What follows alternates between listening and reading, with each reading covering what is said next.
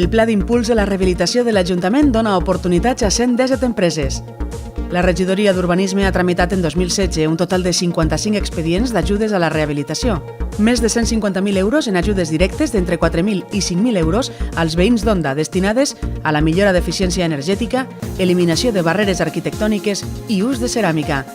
Tenía que arreglar las fachadas de la vivienda y opté en coger la subvención del ayuntamiento. El ayuntamiento da una aportación del 45% del valor total del presupuesto y nada, pues aquí está el resultado. Y a partir de ahora, pues si tengo que hacer alguna rehabilitación más, pues aprovechar esas subvenciones. La inversió s'ha fet en 8 mesos, 3 menys que en 2015, amb una mitjana de més de 3.000 euros a cada projecte. La inversió mensual ha suposat un increment de prop del 40% respecte a l'any anterior. A més, els 55 expedients tramitats han donat ocupació a 117 empreses de diferents sectors, de les quals més del 70% són negocis locals.